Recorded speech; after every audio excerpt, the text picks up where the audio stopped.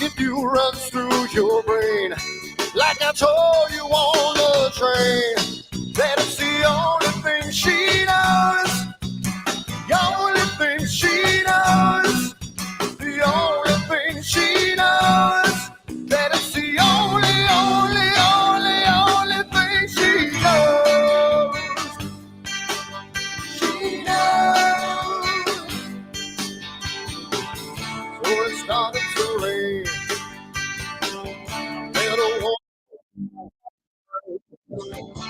Let's see what was won. Let's see, look at the he said, now watch you every day. Little bitch, just your way. If you run through your brain, like I told you on the train. Well, it's the only thing she knows. The only thing she knows. The only thing she knows. That it's the only thing she knows. Got up on the wrong side and I'm getting burned again. That grass is looking brown today. 10 seconds. And it's going to go, I'm going to go right to the 5-up with you, Charlie. So. There we go. How's it going, everybody? What's happening? We are back again with another guest, and this is like 2 or 3 weeks in a row we've had guests. We had Steve Malia last week. We had Sarah Mass a couple of weeks ago. We had a bunch of people, and now we have the return of Charlie Bracken, who you guys all know from the Deep Sky Imaging Primer and all the other wonderful books, the Visible Universe and all that kind of stuff. Yes. So awesome, Charlie. You know the deal. It's great to have you back again. You've been on for a number of times, so you know how we roll. So welcome back. Yes, for sure. Of course, happy to be here. Thanks for having me. Yes, absolutely. Just commenting on all the stuff going on behind you there. It's like a dream. I've got merely one telescope behind me, and you've got an assortment of goodies. So yeah, I mean, it's usually I have a green screen behind me because I don't like to show what's here, but everything is slowly being packed up and I got a whole studio going on, and I got so it's kind of a cool thing going on and down in the basement. So it's going to be pretty cool. Again, finally, and don't ask me why I'm a glutton for my own. I guess I'm a masochist of some sort. I'm putting a roll-off roof in a Bortle 6 sky, so I don't know if that's worth it or not, but I'm going to do it anyway. Why not? Why not? I'm going to do it. Yeah, if you don't have to keep bringing things in and out, you might as well. Yep. Me as well, dude. So I'm going to do that. I'll have that I'll have a nice telescope in New York that'll do probably just my narrowband stuff and that'll have the scope in SFRO doing that Starfront, doing the Bortle 1 stuff. So how's everything going, Charlie? How you been? It's been a while. We were just talking offline. This is like your 4th time being on AstroWorld TV. You're probably one of the top appearing people on here, but thank you for coming on, and it's great to having you. You're such a good guy, so we love having you on. So what's been going on? Well, I'll just say, as we talked about, normally my style is to come with a presentation that I've spent 10 or 20 hours researching and preparing. This time more of just a casual chat, but yeah, definitely happy to be on. I'm like you. I have embraced a lot more remote imaging. Okay. My skies here so I moved here. I'm in the Philadelphia exurbs, I guess, and I think my skies are probably Bortle 5 when I got here. They're probably Bortle 6 now. Just over 7 years, it's gotten much brighter, and so I've had to probably, like a lot of people, start doing more remote imaging. So actually I do remote imaging now from 2 different sites, and man, you just forget how game-changing dark skies are. Yeah. It really is. It really is. And you know, when I did my first image over in Starfront, I was like just shocked at like the, you know, well, I mean, I guess not shocked because I've shot in Border One before, but it's just to have multiple to get like I'm coming really close to 100 hours of data on the Flying Dragon, and that's in like a month. Yeah. And that would have taken me probably like 4 or 5 years in New York on Long Island. And it's just amazing. I can't wait to put it all together. I'm super excited to see what it's going to look like. Yeah, it's Yeah.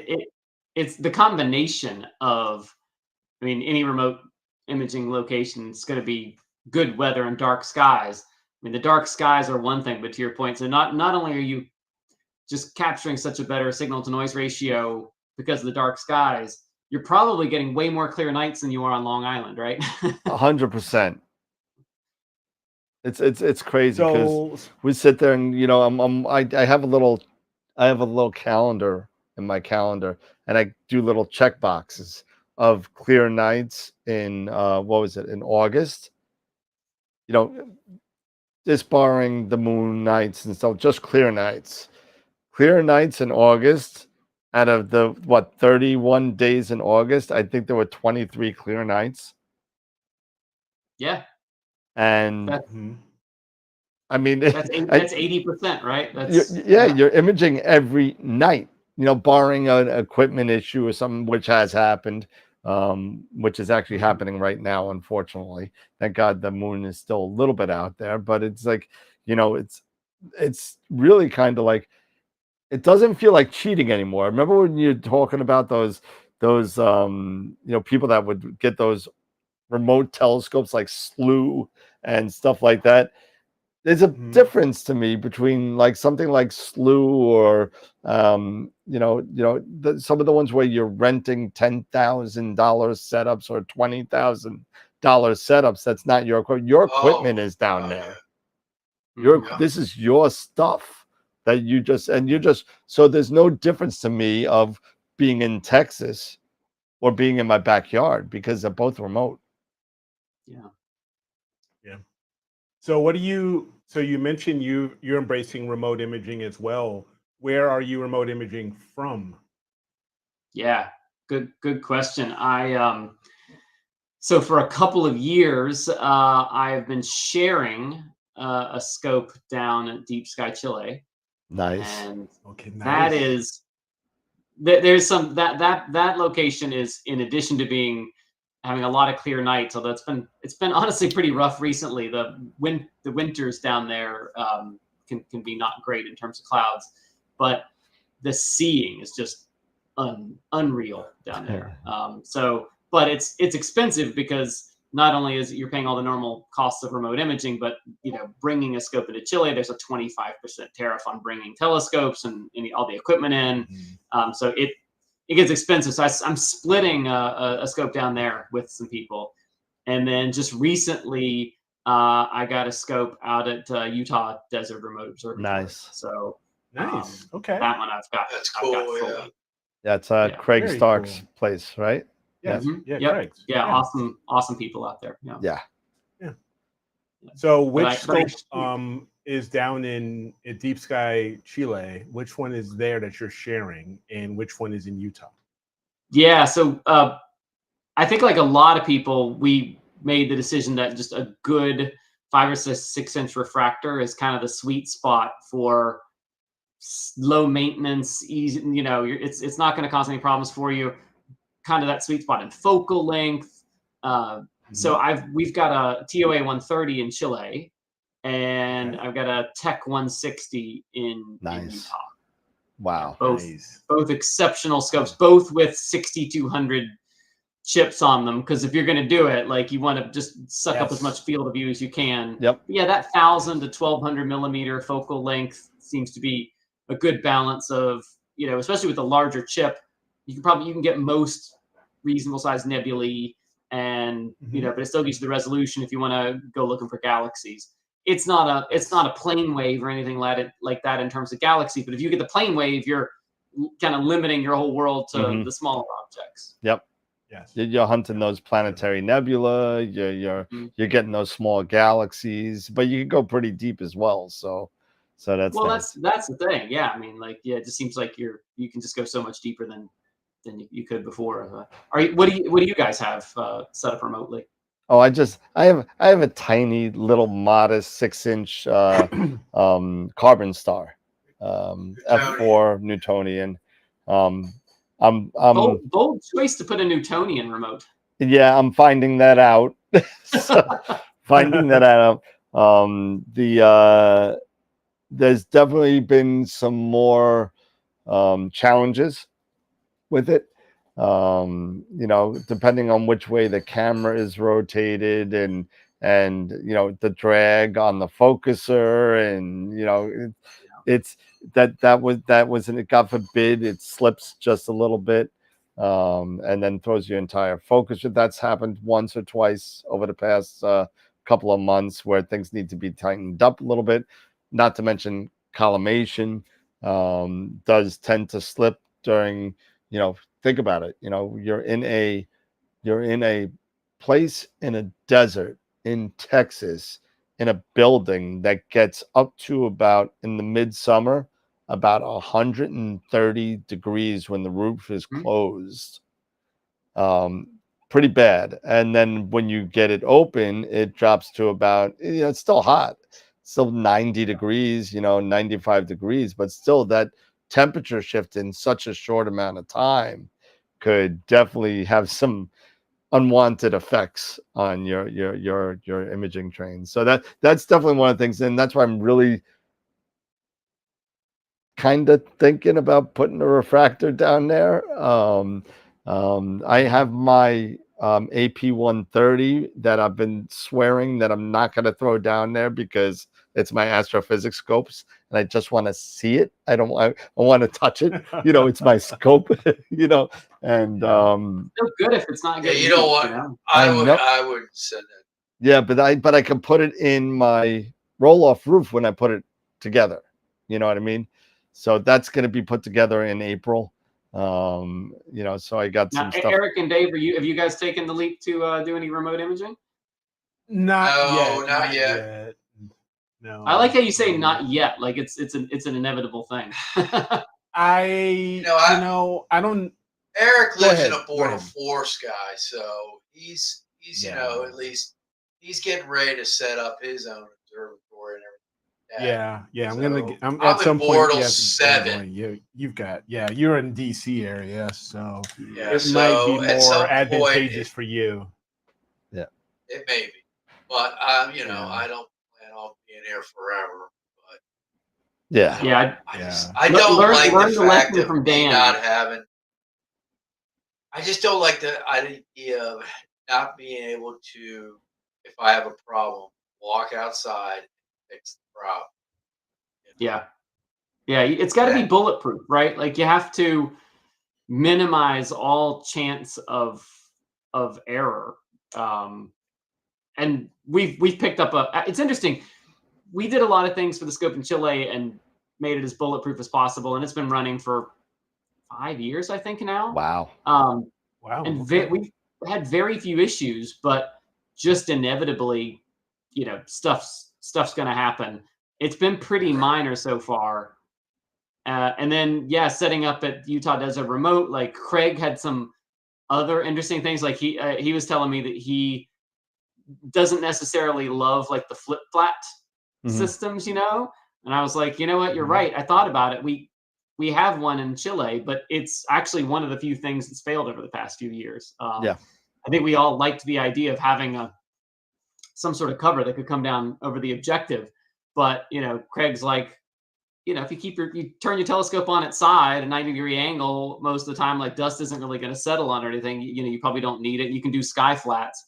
So I think it's like a process of eliminating all the possible things that could go wrong.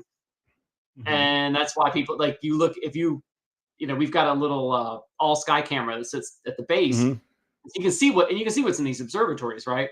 and it's basically refractors and CDKs. Yep. You know, something that it's not going to lose. You're not going to have to collimate it. You're not going to have to deal with it. They, you know, super low maintenance. Everything's tight. Very little. You know, nothing shifts. The mechanical tolerances are good. All those things.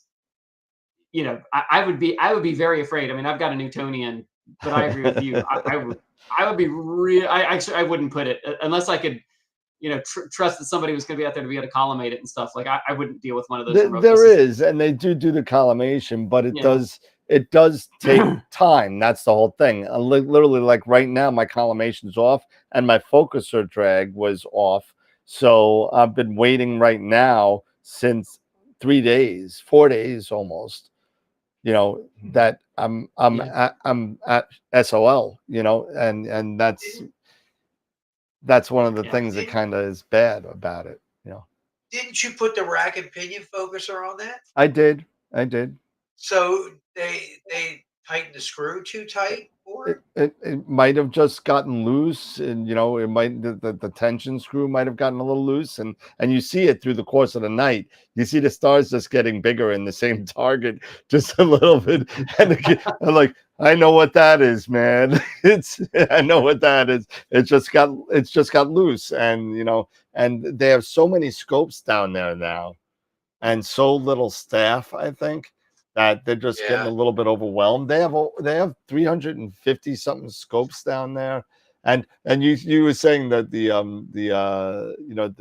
refractors, unless you know, you see CDKs and refractors, or you know, always in these things, unless if you're an SFRO at the C Star bar where you have 70 C Stars in a row.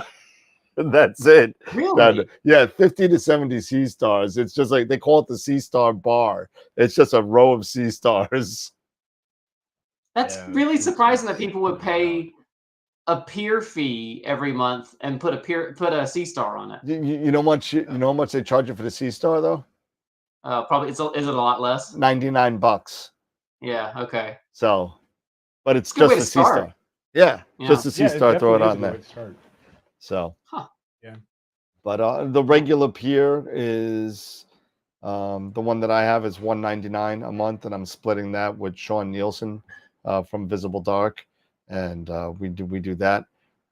So it turns out what a deal. I mean, they've really got economies of scale there. That's just shockingly low prices. Yeah, I know. That's one of the reasons why I decided to do it. And with him, it turns out to be $25 a week if you think about it for the two of us. So it's like a no-brainer. And I'm getting so much data. You know this. You get so much data. You're like, oh my God, what am I going to do with it all? I don't even have time to eat, let alone process an image. Yeah, yeah. You get spoiled. I've gotten to the point where I have to basically I try to do my pre-processing while I'm at work. So like if I'm at a work from home day at work, I am working, but I just periodically check and load up get all the pre-processing done. And then on the weekends I can sit down and actually do all the post-processing of the data. But yeah, I got a computer that's basically constantly running either pre-processing or post-processing with all the data. So okay, since I got a question for you. Oh, go ahead. Okay, I got a question for you, Charlie. Since you literally have the best of both worlds, or I should say both hemispheres. Yeah. Which do you enjoy more? You know, as far as your imaging and the targets, which do you enjoy more? Do you enjoy, you know, being up north here? Or do you enjoy, you know, south? Try to be non-biased because you're from the north. Yes, so I mean, you know, I know that there's stuff that's like a wow down because we just don't see it, you know. Yeah. But there's some wow stuff in the north too. So yeah, that's a really good question. Yeah. Which has a better kind of target? It's a good question. So I got to say, there's definitely an appeal inherently to the south because you just see those objects less often. So I did an analysis years ago just for fun, talking about like what parts of the sky were most visible to the most people, and I was shocked to learn what guess of the world's population lives in the southern hemisphere. Do you think? In the southern hemisphere? Again, I'm sorry. Yeah. What percentage of all the world's population lives south of the equator? 35%. Yeah, I was gonna gonna say say about about 30. in the 30 between. Yeah, I was gonna say about 30, 35. Yeah. That's what I thought too. It's 11. Wow. Yeah. Wow. So Seriously, there's wow. a huge bias. So that like 89% of the world's population lives north of the equator.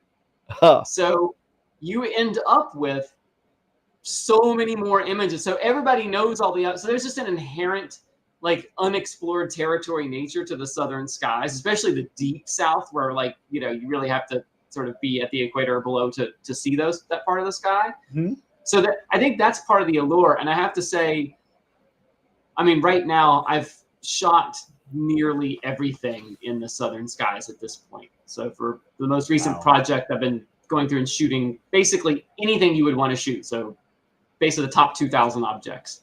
Oh And my I've God. kind of gone through, I do a lot of image process. When I said I do a lot of image processing, I've been processing like that for 4 years straight. And I have to say, when I got this recent scope out at Utah Desert Remote, I was so excited to go back to the Northern Hemisphere because I've gotten jaded on the Southern Hemisphere, like, which is kind of crazy. Like I'm a little burned out on the Southern objects, but if I were to say objectively, I'd say it's the South because if for no other reason, I mean, you could kind of say, okay, you've got, Eta Carina and the Tarantula Nebula and all of that in the South. But of course you got, we can still see the Orion Nebula and you've got Cygnus in the north, but the Magellanic Clouds for me break the tie.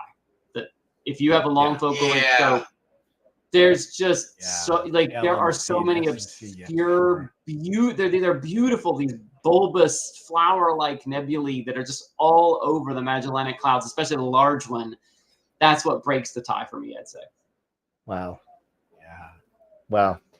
No, It's not really that is surprising, to be honest with you. But, the southern skies have so much more. I mean, you talk about, I'm going to pronounce it wrong, but Tucanae 47. You got the Dragons of Ara, you got the Tarantula, you got all the stuff that you mentioned before, Omega Centauri.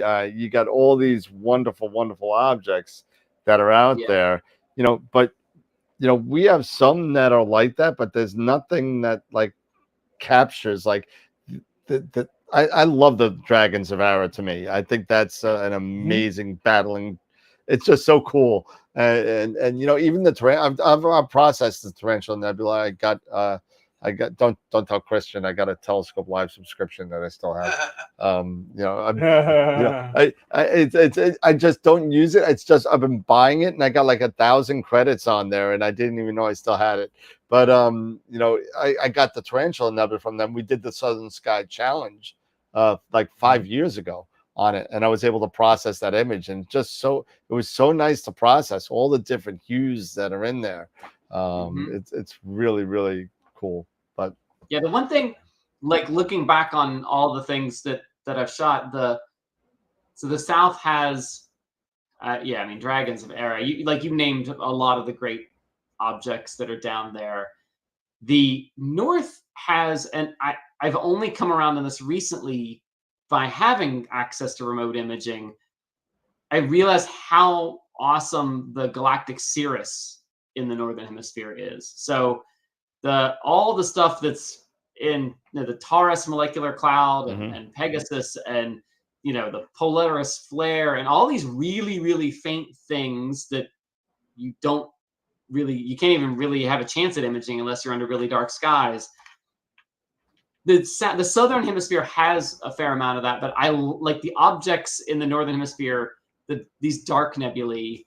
That is one advantage I feel like, that if you have really dark skies like the Northern Hemisphere, like the dark nebulae are pretty awesome. Not that there aren't some amazing ones in the South as well, of course, but I'd say if it's you can't lose in either case, right? If you got a remote telescope, just count your blessings that you've got a remote telescope under dark skies with lots of clear nights, and maybe try to get as close to the equator as you can so you get a little bit of both, Yeah, well, I did see just a picture the other day, and I didn't think it was going to be high enough to get. I mean, I know it's I forget what the what the latitude is of SFRO but him on hand, but the somebody showed a picture of Omega Centauri from SFRO.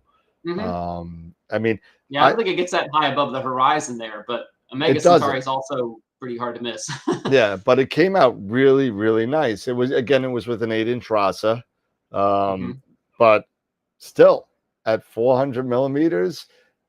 I mean, it looked good to me. I'll do it. I'll give it a shot with my 6-inch. At what 593 millimeters or something that I'm at. Oh yeah. I'll definitely take a shot at it. But I definitely want to do that one. If I could get it. I was able to visually see Omega Centauri one time from New York, from Long Island. You're kidding. Yep. It was Really? it was a half a degree above the horizon. I was looking at it. I was at the ocean. I was with 20 other people, so I got all the proof in the world.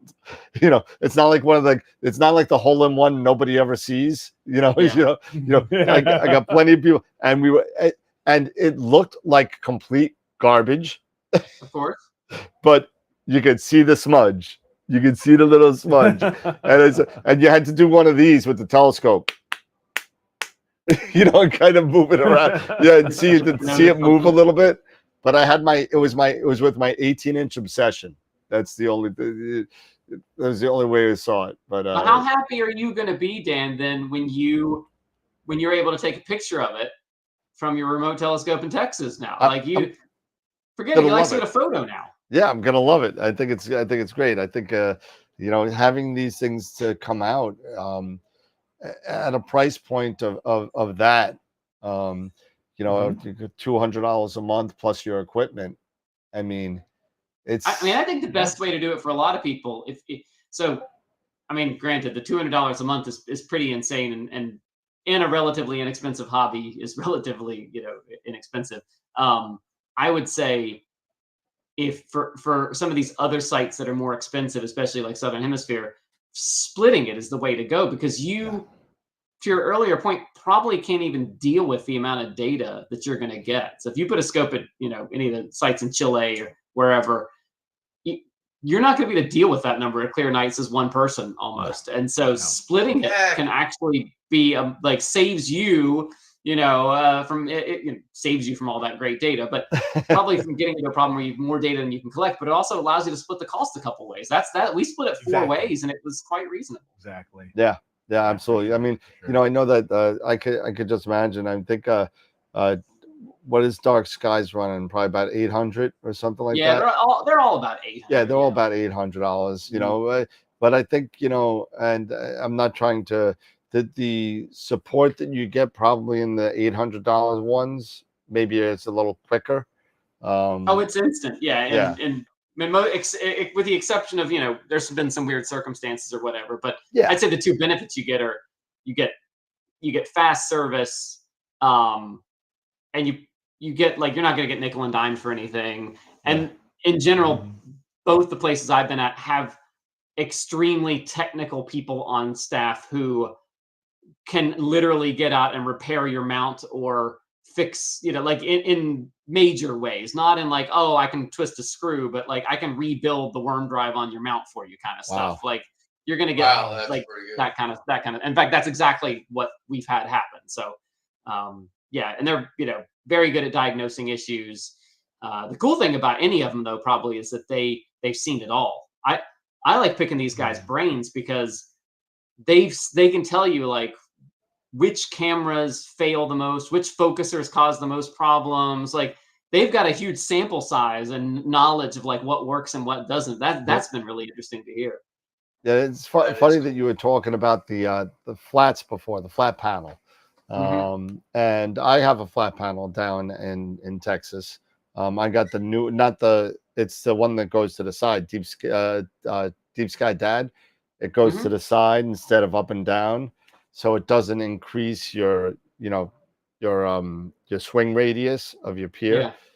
So it goes to the side, and that so far so good. That flat panel's been doing awesome. Now I'd like to ask you your opinion, between flat panels versus sky flats in a remote observatory, because that's something that I really don't have a lot of experience with, and I'd be interested to hear your outlook on that, because I've never done sky flats, not even in New York, nowhere. I've always had a flat panel of Yeah. some sort. So Yeah.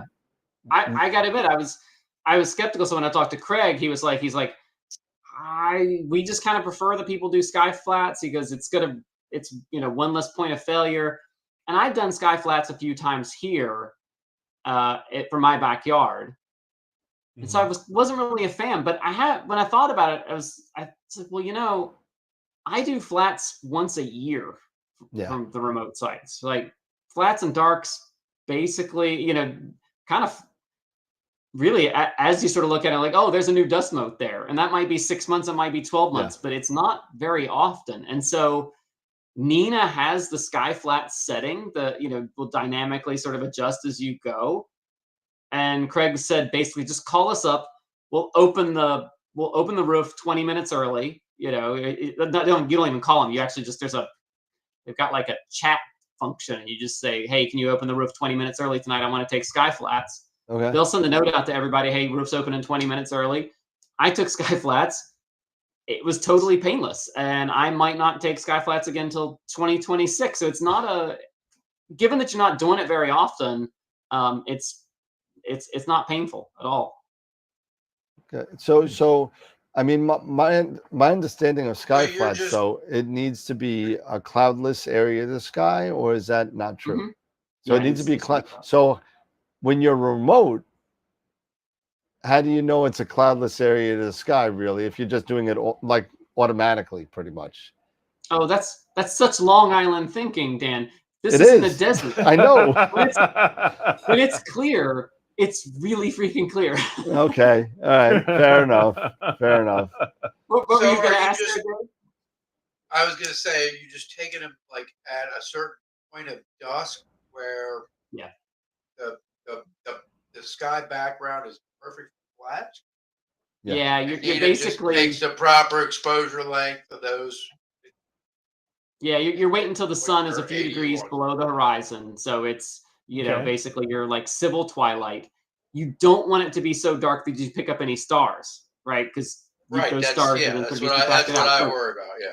Yeah, so you're kind of in civil twilight, and I didn't even adjust. I just left the scope pointed at the north celestial pole, and you just tell it to. You're chasing the light because it is changing, but Nina has that dynamic setting that allows. Yeah, it'll set the camera to the right exposure time. So exactly, what's typically the exposure time for your flats? I think Half the a last ones I second? took, I think they were like between 1/2 and 2.5 seconds. And then the narrow band ones, that was for like RGB. The narrow bands were they like 8? And you take them, so you sort of take them in order. You take HA and sulfur because those are the darkest. Then you move to O3, and then you go to red, green, blue, and then luminance. And so you're sort of, as the sky is getting darker, you're taking the ones that are going to require a little bit. But you're trying to do the whole thing in like 15, 20 minutes. You got a narrow window. But like I said, if you screw it up or something doesn't work, you just come back and do it the next day. Yeah. How many do you typically take as a set for each filter? I was taking, I think I took just 30 of each. Yeah. That seems to be kind of the. I think somewhere I saw 33 is like the I think somebody, there's been that calculation that you want, was it 1 in, you want a ratio of 1 to 1,000,000 or whatever, and they calculate. So about 30 seems to be the sweet spot. I mean, like I said, if you're only taking them once a year or something like that, like I am, it's you could take more and probably you're getting diminishing returns, but you're probably locking in a little bit extra quality, maybe. I don't know, but I took 30 and that was good enough for me. Cool. Nice. Yeah, because I'm now. Go ahead. Oh, now next question that I have is, well, not really a question, but it's more of a statement. Since now I'm in Georgia, I have to get a new planner. No, So I forgot you're in Georgia now. I just think of you as in Chicago. Yeah, yeah. Now that I'm in Georgia. He's been and he's I been just enjoying just had my southern- sweet tea. Required. He's been enjoying the southern skies in the middle of summer all summer. And he'll enjoy it in January too. Yeah. Yes. When it's 70 degrees in January. Yeah, absolutely. So yeah, I have because I'm at 33 now. I was at 42. Yep. Now I'm at 33. So yeah, I got to get an updated planner. Why don't we, speak about that just a little bit for the people who don't know, and as a reminder. Yeah, because I'm ready to get this to custom now. planner. Yeah. So I have one of my books is the Astrophotography Planner. You could buy it online. And when I wrote that book, the idea was I was going to take the 50-ish. I think they ended up being like 75 targets in there, and these are just areas of the sky. So, if you center on the Orion Nebula, right, like right in that same area, you've got the Horsehead, and you've got a bunch of other objects right there. So basically, taking 75 areas of the sky. And when I made the book, the goal was to highlight these areas and explain when the best time of year to shoot them is, and show exactly how many imaging hours at every day of the year you could get for that area of the sky. But that depends on your location. So when I wrote the book for the print version, I put in 30, 40, and 50 degrees north latitude, and said pick the the line that's closest to where you are, and you can use that. But I make custom versions delivered as a PDF, like you guys have, for your exact location. You get a few more objects, and I'm able to put in a little more detail about the moon for the next moon patterns for the next 3 years and how that's going to help you plan things out. So the goal is for you to say, okay, I got a clear night tonight. I see the Orion Nebula is out.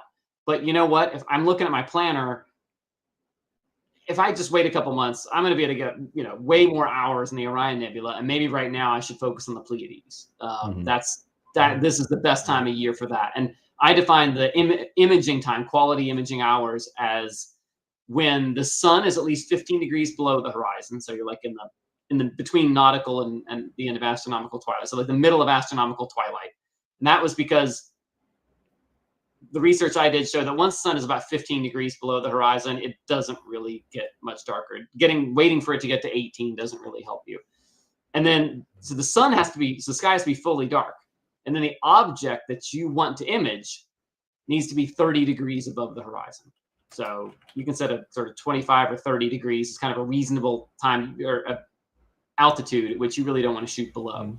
So sort of accounting for that, and then accounting for the fact that it's darker in the winter, there's more dark hours, there's fewer dark hours in the summer, and then the interplay of as the Earth goes around the sun, you're facing different parts of the sky, and so we call the opposition date, or the date of midnight culmination of an object is going to change, is fixed, and as the calendar passes, you're facing so that object is passing overhead at midnight.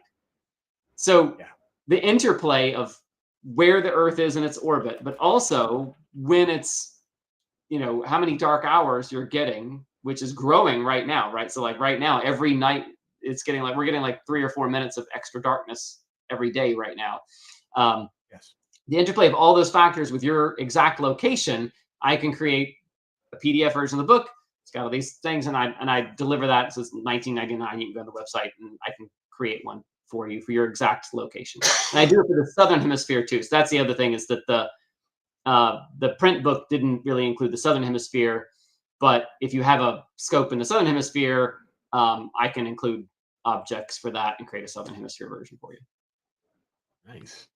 I tell you one interesting thing that I pick up from this. I create them for people all over the world, and it's really interesting because one of the charts that it's in the front of the book shows the dark hours over the course of the year. And so in the Northern Hemisphere, you get this hourglass shape where from top to bottom it's like January, February, March, all the way down to December, and you get this hourglass shape where in January 1st you've got like these really long dark nights, and then it narrows in the summer, and then expands back out as you go back into winter, then later in the year, and it keeps it, I don't know, just intuitive or top of mind for me when I create all these for other people. So I create them for people in Finland or the UK or Norway or Denmark, and these really it's really bright, and it's like it just stops, and then there's no darkness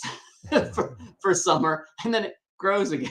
And then when you create them for people who live very close to the equator, there's no hourglass, so they get this where the whole thing just does this, but the amount of they're getting like 12 hours a night, but there's like this shift in spring and the shift in fall, but you sort of see it. So it just, for me, it's something like you intuitively know, but creating these charts of people around the world kind of makes me realize, oh, like they've got really interesting skies down there. Like they're going to this guy's going to get 12 hours a night, like basically all year, because he's close to the equator. Yeah. That's crazy. Right. If you ever have to take, if you ever take an astronomy class and they, you go through all the positional astronomy stuff at the beginning, it's one thing to solve the problems and do the equations or whatever. It's another thing to see it charted out. Like it kind of brings it to life when you sort of chart it out for your specific location. Yeah, should definitely get one for Starfront, because that would probably help me out a lot. Even though we have stuff like target scheduler and stuff like that, if you want to override it for certain objects, because it's got a target scheduler has a mind of its own sometimes, and sometimes you just don't you want to get certain things really quick, and you can kind of pick it out with that book. So it's a really it just helps you think about, is this the best time for me to be shooting this object, or given a clear night, like what can I get the most amount of time on tonight? Yep. Right. Exactly. That's and cool. What's the email address that people can send a request to? Yeah, so you can order them directly on the website there, or just my email address is deepskyprimer at gmail.com. So Deep Sky, named after the book, my main book, the Deep Sky Imaging Primer. So just deepskyprimer at gmail.com. Yep, I just threw it in the chat for you. Yeah, for sure.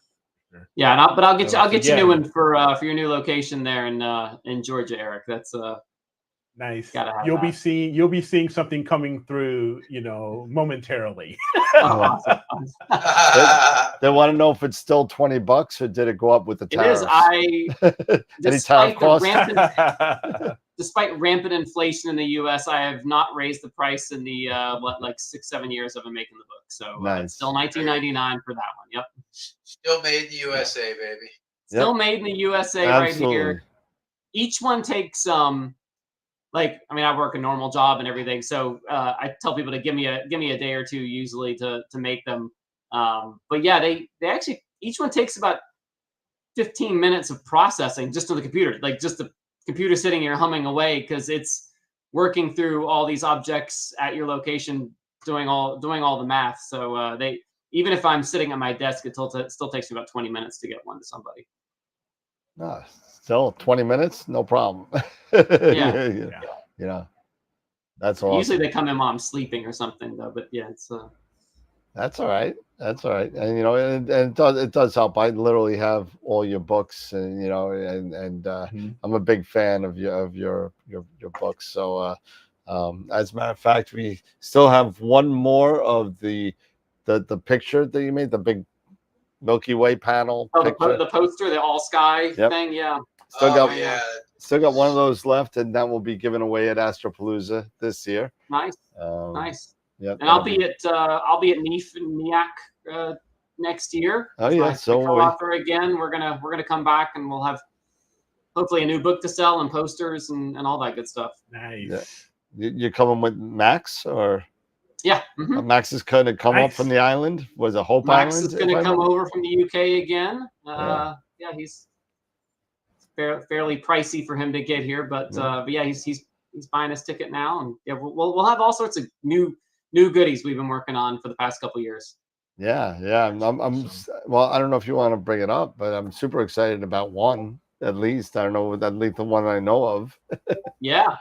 So that's the one that's so. If I haven't been processing all these objects for no reason, right? So this is the goal is to have we haven't come up with an exact title yet, but a guide to everything you could ever want to image. So the top, I don't know, about 1,500 objects in the night sky, both northern and southern hemisphere. So I spent the past 4 years researching, doing write-ups on all these objects, processing tips, the history of them, some of the astrophysics. This time it's all, or almost all, referenced. So I've been digging up all the scientific references for everything. So the idea is to have, but with an astrophotography focus. So I'm not, like Annals of the Deep Sky or something like that. Like those guys are kind of covering everything. They've got all the details about double stars and things like that. The goal was just to cover everything that you could conceivably want to point the telescope at and take a picture of in one massive book.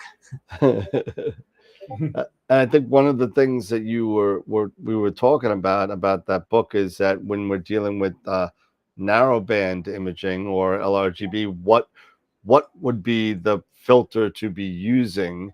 Yes. To, like, you don't want to shoot an object with no sulfur, and you don't want to shoot silver. So like a lot of questions that I get with, well, what filter do I use for this narrowband object? And I think that's one of the things that you're covering in the book as well. Yeah, that's been one of the hardest things. So for every single object, there's a suggested palette, or there's multiple palettes. So for instance, like star clusters, it's RGB. That's all you need. For dark nebulae, it's like it suggests LRGB. Say, there's depending on your beliefs, it's almost a religious thing sometimes whether or not luminance data is worthwhile. But you might want to bring in some luminance data on this. And then for the narrowband objects, do you want to shoot? Is it just one where you just shoot HRGB? So it's just a kind of a red old H2 region. Is it a planetary that you want to shoot HOO? Is it a newer, younger, more detailed emission nebula where you want to shoot SHO? So in addition to the suggested palettes for each object, we've gone and taken the actual narrowband images and provide, where it's relevant, we're providing the actual separate channel images so you can get a sense of the relative brightness of each of the narrowband channels as well. Because that's the other thing. So even once you have I want to shoot hydrogen and oxygen for this object, how much more time do I need to spend on the oxygen, to get a decent image? Is it 100 times fainter? Is it like almost not there? Or is it nearly as bright as the hydrogen? So by showing you what I did was for those images, for the individual channels, we just stretched them we tried to do just linear stretches and did them exactly the same for each channel, so that you had at least a reasonable, the picture would be a reasonable representation of how much brighter one channel was than another. Gotcha. Yeah. I'm super excited about that. That's great. Yeah. Yeah. So, I mean, I just did the cocoon, and it was like, so what should I shoot this? I just went with HA and RGB. Yeah. I really didn't need luminance there, but nope, because the HA is going to act more as a luminance than anything. And there's a reflection component to that the RGB. You want to go a little deeper than you're not just capturing RGB stars in that case. You're trying to capture the dark nebula that's around it. There's a reflection component to that. Yeah. Right. Yep. That's what's exciting about this hobby, though. With so many objects, it's different from normal photography in that you got to know some of the physics going on with the object to understand how to shoot it. Yeah, a little bit. Yes, you do, for sure. That's one of the great why I think we enjoy this hobby as well as you have the challenges of thinking about planning planning it properly, thinking about exposure time, the light, taking that under consideration, you know, and that's for me. In just when things go wrong, I let you know. It's nice to just maybe go out in the backyard and just tinker with it or something, or just have the challenge to just figure it out. Yeah. You know, so I don't know. It's just those different things. Well, that's And why remote like you imaging can never mentioned, completely take over, because there is something there's something calming about going out to your telescope in the backyard. yes, Sometimes. absolutely. Sometimes. Yeah, sometimes. Yeah, I mean, now that I'm here down in Georgia, it's kind of nice. Even before I even left, you know, Illinois, it was pretty nice, you know, to think about. Even when it got cold, I didn't have to worry about polar alignment anymore because I had Nina, or I had the ASI Air, you know, or I had these other, or I had, you know, Sharp Cap or these other tools. Versus when I first got started, you know, like 7-8 years ago, I was out there in the winter, and I'm bending over in an through my AVX mount, you know, with the you know, with the polar scope, you know, and I'm trying, with the polar scope, and I'm trying to get the light right so I can actually see, you know, how to make things out. And I'm using the app, and I'm just trying to figure it out. And so what I'm getting at is that, you know, technology and so many things have come that have improved our way of, you know, just doing some of the basic things. What do you see as far as on the horizon, or what would you like to see, you know, coming, you know, in the future, to help enhance, you know, our enjoyment of the hobby, you know, because there's so many cool things that you get the strain waves and stuff like that. But I like to get your thoughts. I mean, I'm with you. So I've been doing this for like 17 years or so now, and I mean, like you, I remember going out in the cold and the ground would be wet, and I would bring a mat so that I could get down and like get my eye in position to look through the polar scope. Yep. Cracking your neck. Yeah, and if your knees slid off the mat, like you were gonna get all wet and icy, and like it just seems barbarous these days. Like, can you imagine? You know, like, so yeah, I'm with you. Like, I think everything's getting easier. I have to imagine that something like the technology we see with sea stars, where and all of these automated telescopes, they weren't the first, but they're kind of the most common. I have to imagine that if you can start getting that in something more like a German equatorial mount, and you can start, I mean, can you imagine if you could just automate all of that, where it just perfectly polar aligns itself? You know, that would be, I have to imagine that's coming. Somebody's going to work on that. That's what I think we talked about that, where you set up your mount, and all you got to do is roughly point it north. Yeah. And it has motors in the alt and the AS, and you just hit a thing like autofocus and Nina, and it automatically sets you perfect polar line. Yep. I have to imagine that's like that seems like a very solvable problem. It might be more of a market size issue why it hasn't happened yet, but like technologically, there's no reason to be able to do it. I mean, it shouldn't be that bad to do. So I have to imagine that in the future, you know, you start getting a lot. I think it also, with the strain wave mounts, everything's gotten a lot lighter, so you don't have to have a big a motor to move that mount around anymore. The thing about the strain waves too is as light as they are, the payload they can handle is unreal. It's like, wow, now you get smaller, but they're strong. Yeah. That's pretty impressive. Yeah, I know. It's and that's one thing I don't use a strain wave mount. That's the one thing I haven't had experience with yet, but it's driven by the fact that my needs are, I'm setting up a telescope in a remote location or on a pier. I have a pier in my backyard, and so they're more or less permanently installed. So if you're going to do that, like, you don't care how heavy the mount is, you just want the damn thing to stay, you know, polar aligned as long as possible before you have to adjust it. So You know, they'll Right. be different. But now, I mean, it is. I remember just breaking my back to set the mount up every night, and I thought, oh my gosh, I got a pier. Like that saved me. But people coming up in the hobby today, you know, they're not hurting their back like Eric did apparently. You know, it's a great Exactly. lifting counterweight Trust me. is not good for your health. Exactly. You know, No, I it's still not. have You know, I still have an EQ6R, and it sits on my patio, and it never.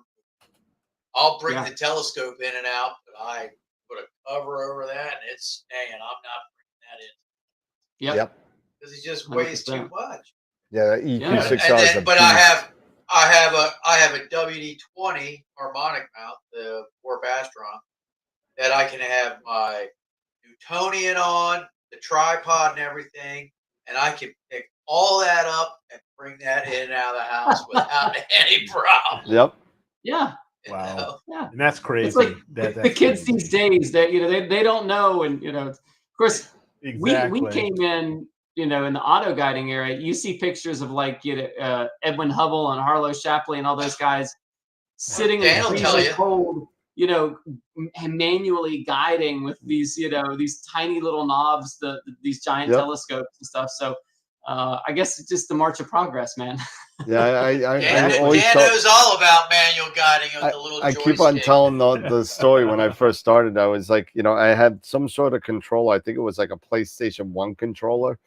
And I was and a reticle, and I'm sitting there with the Mhm. in the reticle trying to keep it in there. And I was so happy when the first guiding software that I know of came out. It was called Guide Dog. Yeah. And I remember basically Guide what Dog. happened was, instead of hearing that bling, bling, bling You hear from woof, woof. you heard Yeah. woof, woof. And then whenever it lost a star, you're like woof. You know, so you know, but it's definitely been getting. I mean, I look at these people starting astrophotography, and you know, like, yeah, how long you been doing astrophotography? 5, 6 years? He's like, nah, like 4 months. Yeah. And I'm their like- pictures are By the amazing. images. And their pictures are amazing. Yeah, they're It's like, amazing. oh my Yeah. Yeah, So. the standards have gotten so high. Even in the past like 2 or 3 years, like you look at what it takes to, you know, get any sort of notice on AstroBin now. Yep. It's crazy. Yeah. Like, because everybody, if you've been in the hobby for 6 months, you're able to produce just these incredible images that even 5 years ago would have been considered, you know, pretty damn good image or even an exceptional image. And now it's like, oh yeah, I did that with minimal effort almost. Yeah. Yeah. Right. Yeah. And that's what drives me crazy. Yeah. It's enough to drive you crazy, but it keeps up in the bar, right? Like it keeps, Yes. you know, the march of progress here. The stuff people are posting now is, you know, discovering new planetary nebulae and just revealing stuff that's, I mean, in the process of creating this book and processing these images, I probably have seen and noted in the text like 100 objects like uncatalogued. I'll just note like that obvious red H2 region does not appear to have a catalog entry in any catalog, and I've probably 100 times. Like you just realize how much deeper we're imaging than it's exponential. You know this over the film era, of course, and that's when most of the catalogs were written, and so you just stumble upon unknown stuff all the time out there. It's crazy. Yeah. A friend of mine in an observatory down south just discovered an asteroid, and he got it logged on, hadn't and been it found before. hadn't been How found did before. he even do that? Because they got all the automated surveys looking for those. He is a searcher. He does this all the time, and it was just put on. If I can find the post on it, I'll share it. But he got the designation, and he got it into the IAU, and it's his asteroid. So That's awesome. so yeah, Crazy. yeah. So- So That's pretty cool. so it was Wow. pretty cool. He's actually a watcher on the show. I've known him for about 30 years. And I don't think that's his first one. He is like an avid asteroid hunter. And that's what he does. And he just sits there and takes But pictures of how cool is that this is a hobby where there's still undiscovered stuff. You know, amateurs can use normal equipment and discover new things. Too. Yeah, ground-based, Yeah. normal equipment. You know, not much bigger than 8, 10, maybe 14 inches at the most. Yeah. You know, and you're. I remember years ago when I first started, one of the first things I wanted to do is go take a picture of Pluto, because Pluto, for a visual observer, is like, I mean, this is like, you got to have a big scope, and that's a big achievement. You were able to see Pluto back in the day, and you pretty much hook a DSLR up to it, and it's like, yep, there it is, 30-second exposure right there. Like not even any effort, That's funny. Let's see if I can find his post. I want to see what it was called. Yeah, it's always intriguing. Like, when I do all my imaging and you go to put it all in Pixelsight, you blink through all your images just to make sure you throw out the bad ones and everything. And you'll be blinking through them. And if you go fast enough, you'll then, you see a meteor going through your thing. And you can, I guess, Frank from SETI Astro has a thing where you can actually take that photo and figure out what meteor that is going through and everything like that. And if it doesn't come up, you go, maybe that's something that's never been cataloged yet. So I guess you could. It's pretty rare because they got all the surveys now looking. I mean, like, oh my God, it's unbelievable. Forget it now for the comments. Like, it's Pan-STARRS and all those systems are just able to, and they got Vera Rubin now able to take a picture of the sky basically every other night, from top to bottom, basically. It's yeah. I guess there's a new comment coming into view now. There's I've seen some amazing pictures. It's like, oh my goodness. Yeah, they're saying it could be next month could be pretty bright. That tail on that thing is huge too. Mm-hmm. It's like, wow. I saw a picture a guy posted of it with Spica in the background, and he was obviously using an RC or something. I think it was an RC because it had the spikes. Spica had the big, diffraction spikes, and this thing coming through, and it was unbelievable photo. Yeah, let's hope we get naked eye level next month. That would be cool. That would be great. Cool. That'd be nice. I haven't seen a naked eye. Well, with my luck, it'd be naked eye for a few nights, and those nights would be cloudy here. Yep. Just like when we have a solar eclipse, it's like, oh, solar eclipse. Sorry, it's cloudy. That hurt. The whole East Coast got burned in the solar eclipse, so don't feel bad there. Oh, I was so happy I got out. I was so happy I got out. I saw the last one in Franklin, Indiana. And then I saw the one before that in 2017 in Greensboro, South Carolina. Did you get totality on both? I got totality on both, and I got pictures of both. Yeah, so good for you. So yeah, I got 1 minute and I think 4 seconds in South Carolina in 2017. Then I had 4 minutes. Messed up. No, she's not going to mess up the totality, but yeah, she messed up something else. I can tell that. But I got 4 minutes and I think 8 seconds in Indiana when I went to go to that one. So I was literally like, the black center of center line.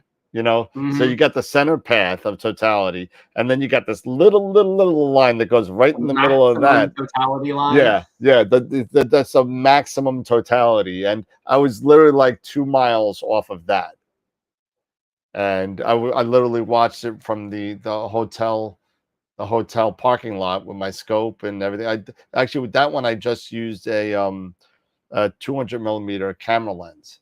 Yeah, that's all I used. All you need. Well, of course, the first one that I ever did, I said, I can fit it in there. I took my 952 millimeter 127 scope, and that was a big disaster. So I didn't do my due diligence on it. Who's 952 millimeter telescope? No, this is the one before you. This is not the carbon. This is my first 127, the metal tube. Okay. And I did that. The only thing that got me, I got some pictures that were out of focus. It was cool to see it and whatever, but it did get me about 6 or 7 interviews for 7 different media platforms in the area.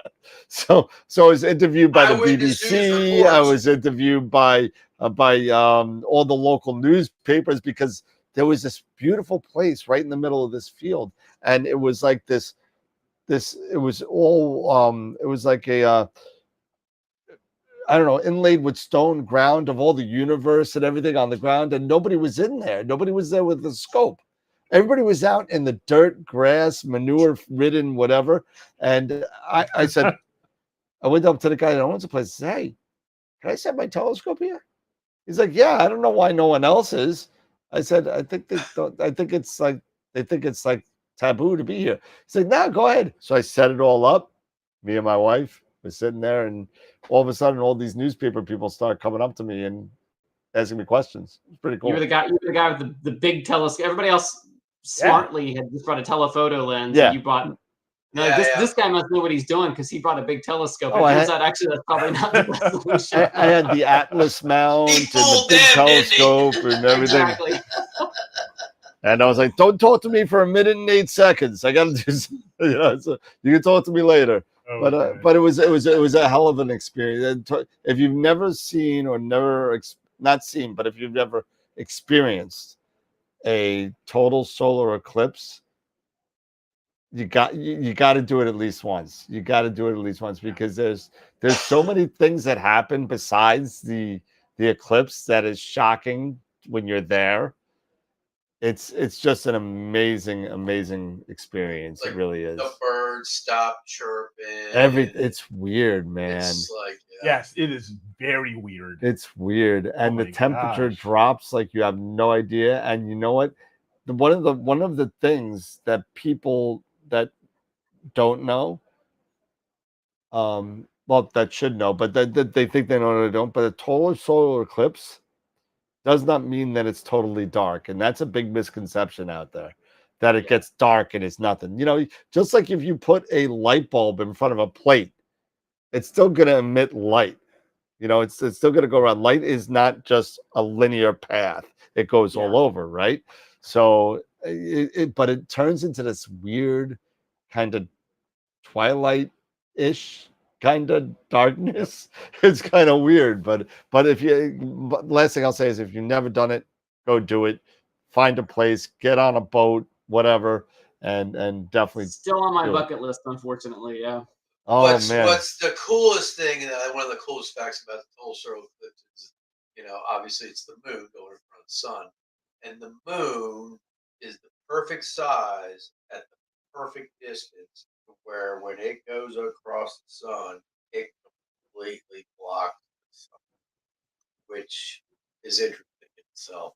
Yeah, unless if it's at, what is it? Is it when it's at perigee? Is it where it's a little bit smaller and you get the annular? Annular. Yeah. Annular, that's right, where you get the ring of fire. Yeah. The ring of fire. Yeah. But it's a cool coincidence that doesn't exist anywhere else in the solar system. That I know, got right? that perfect alignment. It's crazy. Yeah.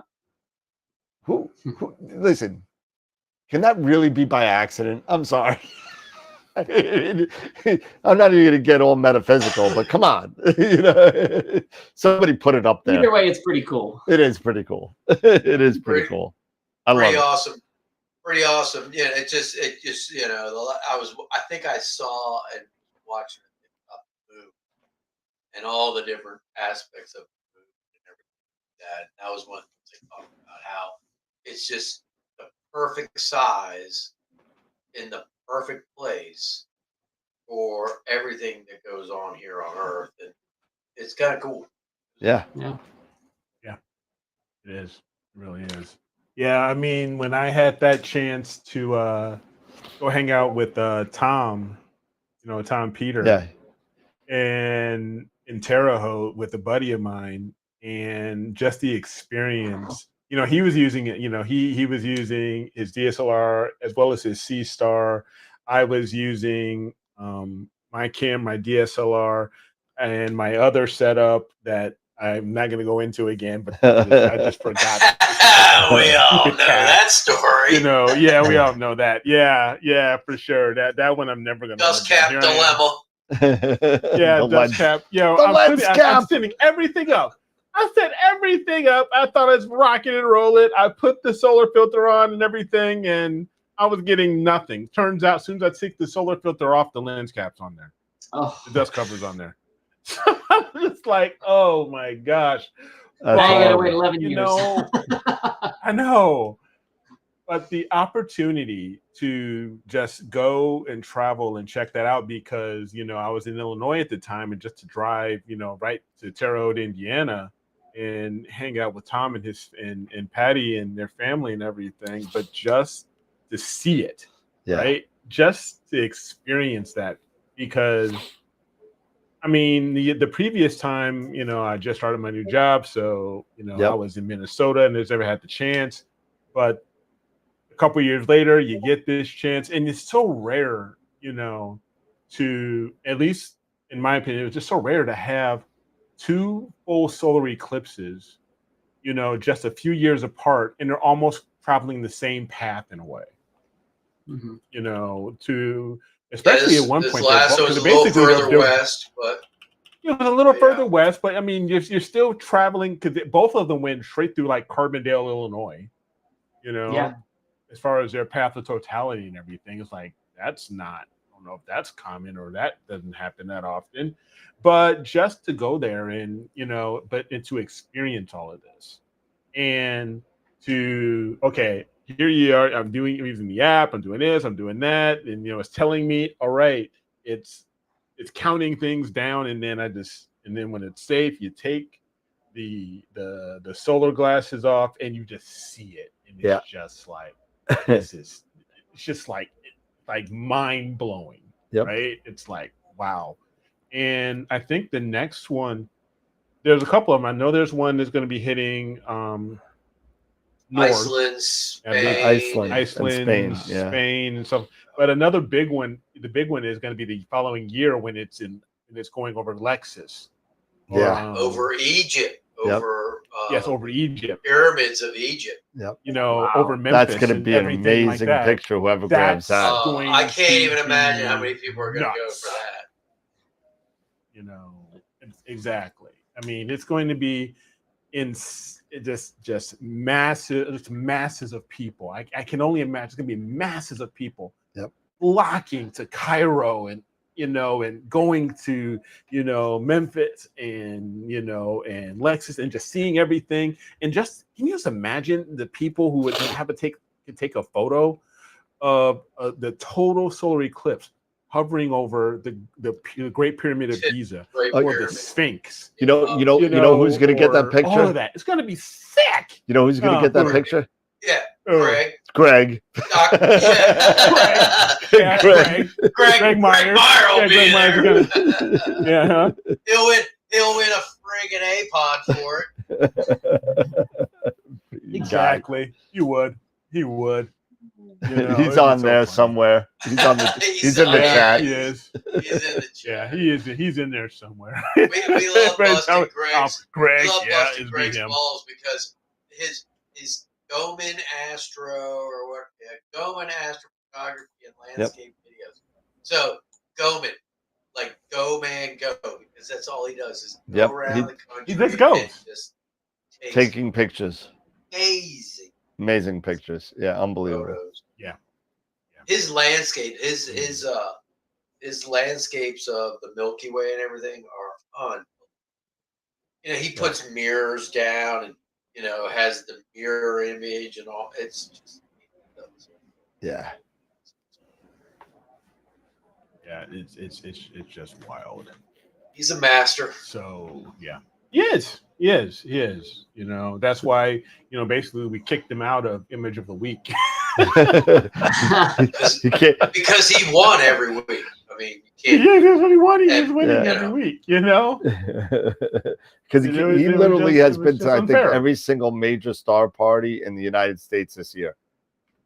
Yeah, he's actually said he was packing up, getting ready to go to Ogie Tech. He was in where was he last? He was in Valentine. Was he in Nebraska?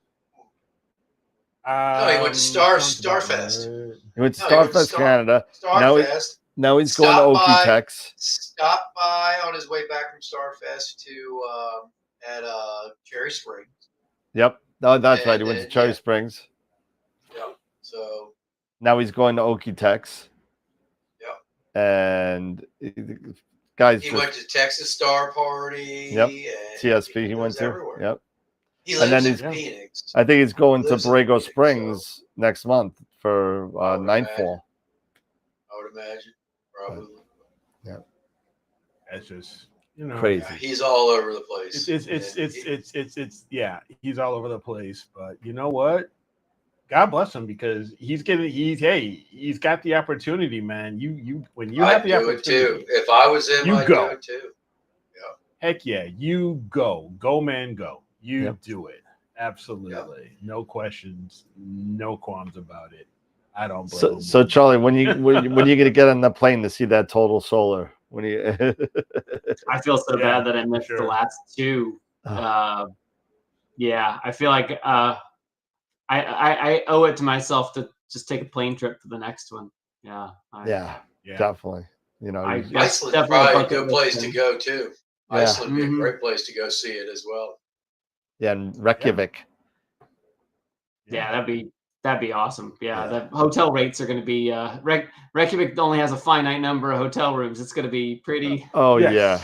pretty booked up, It'd be like 5 times the price of what it normally is. which is not cheap to begin with. Yeah, exactly. Yeah, I can imagine.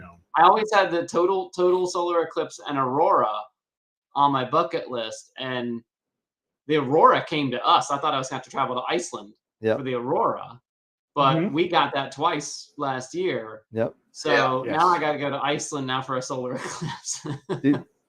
I think as far as imaging something or taking a picture of something, there's aurora is definitely one of them, because I missed it on every single time it was in New York. I was either working or doing something. I missed them both. People are taking all these images from Long Island, you know, with the auroras and everything. But the one thing that I've tried multiple times to try and get this green flash from the sun. That's rare. Yeah. That I've been trying at every single boat cruise that I've taken. I go to the other side of the boat at sunrise and on the other side of the boat at sunset to try and get it. I did it every single night on every single cruise, and I've never gotten it yet. It's tough to get.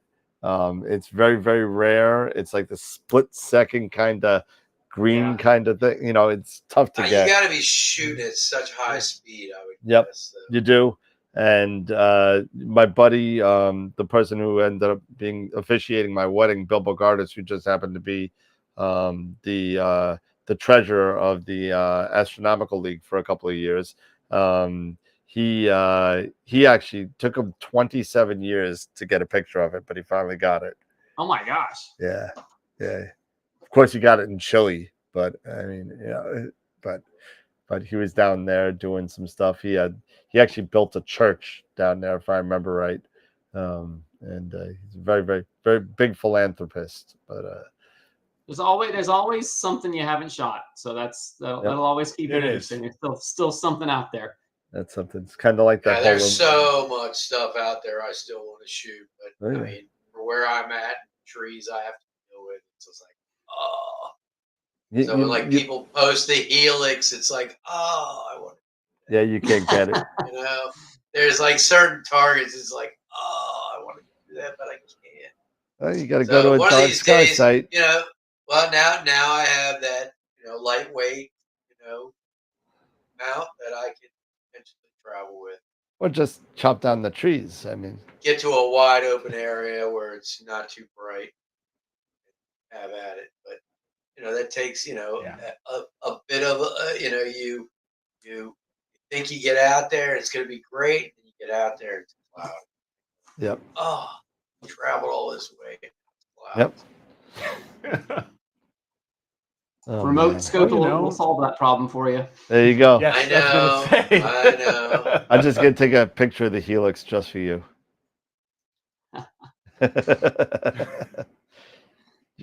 You can take the data, and you could take the data and play with it.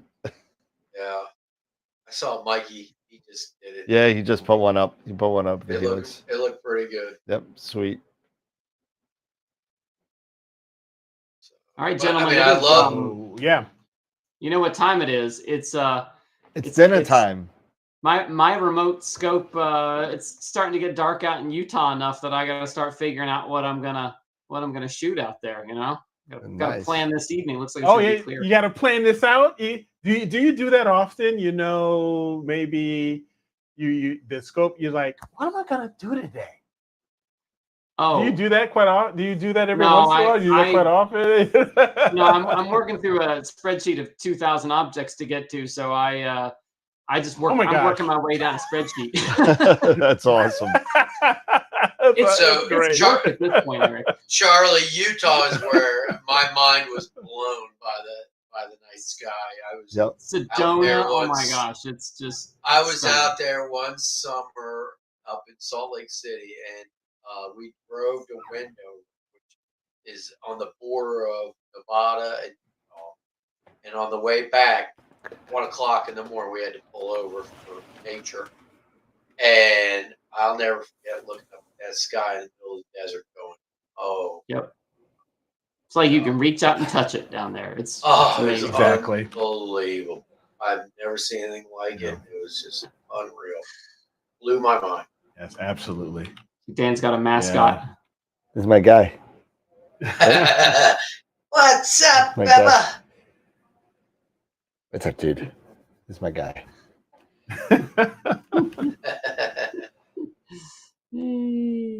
I hate everybody. Man, this is.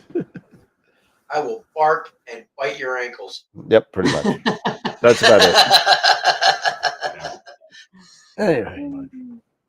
Awesome. Well, thanks, Charlie, for coming down and hanging out with us. I appreciate it, man. Yeah. And Always looking good forward time. to see you again over at Astropalooza, hopefully this year. Yeah, And, let's do Astropalooza again. That was fun. Yeah, it's gonna be a lot of fun. You know, it's gonna be another. I think I got 5 people booked already, including yourself now. So Yeah. you know, we go for the 13 to 15 guests. And It's the longest day of Dan's year. Oh, and Eric. Oh yeah. Eric, poor guy. You know, he's got to watch the Army Navy game from the you know from the AstroWorld TV studio. So, it's okay. It's okay. We're hey, we won last year. We'll do it again. there you go. Hey, do we have a date that we're thinking about doing this? It's usually the first Saturday in December. Hey, we have to do the second. We have to do the second. Why? Because the first Saturday in December, I'm going to be in the Dominican again. We could do the 13th. That's fine. Yeah, Saturday 13th. Yeah, we can do that. Absolutely, we can do that. No problem. That way, I'll be back. Nice. Because I remember last year I was down there and I missed it. Yeah, you were. Yeah. So, but yeah, it's great. was I mean, you know, it's about 9:30, and we do like final thoughts right about now. So, you know, Eric, you wanna do your final thoughts? You want it to be last as usual? I'll go last. You'll go last. All right, Dave, you go then. Charles, thanks for coming out, man. It was awesome seeing you again. And I love your books and all that. So one of these days, when I do move to a place where I have a full 360 view of the sky, I'm going to have you make me a book. But for now, I know what I got. It's just not much. So I do it. Work with what you got. I work with what I got. Yeah. That's it. But thanks again for coming out, and everybody in the chat. You know, everybody. I hope you guys are having a great week, and hopefully you're getting some imaging done. Greg, I know you're definitely going to be getting some imaging done out of Okeechobee. Hopefully you have a great time there. Yeah, drive safe too. Yeah, drive safe. Other than that, For sure. everybody have a great evening. Yeah.